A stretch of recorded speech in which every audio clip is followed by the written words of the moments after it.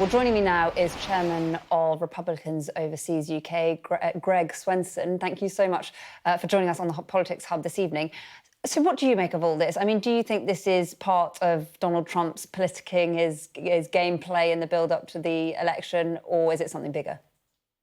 I don't think it will turn into something bigger, Ali. And you bring up a good point. It's not really the big news here in the U.S. I think it was right of the Trump campaign to at least file some sort of inquiry with the Federal Election Commission just to make sure there's no laws being broken. There might be some price limits on how much can be spent without being considered an in-kind contribution. But I don't think it really blows into some really enormous diplomatic crisis. I think Keir Starmer's comments were pretty good. I think it was wise of him to come out right away and address it. And the party statement was good as well. I think it goes back to, as Mark put it, just bad optics. It was bad timing and bad optics. So, but I do think it will blow over.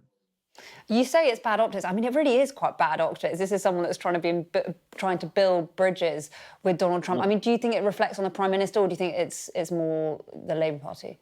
I think it's just the party. I think that it sounds like this was just a mistake, quite frankly. The LinkedIn post was not well worded. It wasn't very specific. It left some questions unanswered, and I think that was the problem. So they've addressed it, and they've clarified that that nobody's going to be paid, or that the costs will not be reimbursed.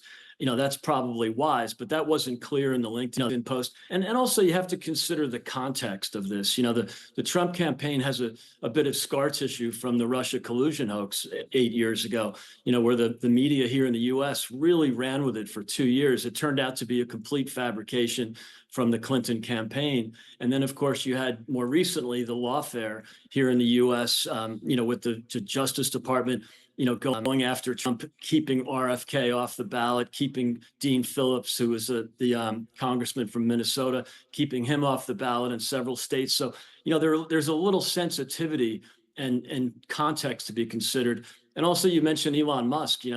This is interesting timing, this news, because it coincides with the news about the CCDH. Really going after Twitter and going after Elon. And so there's some sensitivities around censorship as well. But I guess, look, people have volunteered, Labour activists have volunteered to help in the US for a long time. That's nothing new. Is there an element of mischief about this? No, I don't think so. I mean, if it wasn't for the LinkedIn post, this would have gone unnoticed. I don't think they probably regret it now. And I don't think that the British volunteers knocking on doors in the U.S. I don't imagine it's going to work. They tried this. The Guardian tried this with the Pen Pal project back in 2004, and it really backfired. It's one of the reasons that George W. Bush won Ohio, was because of the Guardian Pen Pal project trying to interject themselves into the U.S. election. So yeah, there's some sensitivity around election interference because of the lawfare, because of the Russia collusion thing, and so. I don't think this will work. I think, if anything, they want to just dial it down at this point. But given there's so much sensitivity, did he need to dial it up, Donald Trump?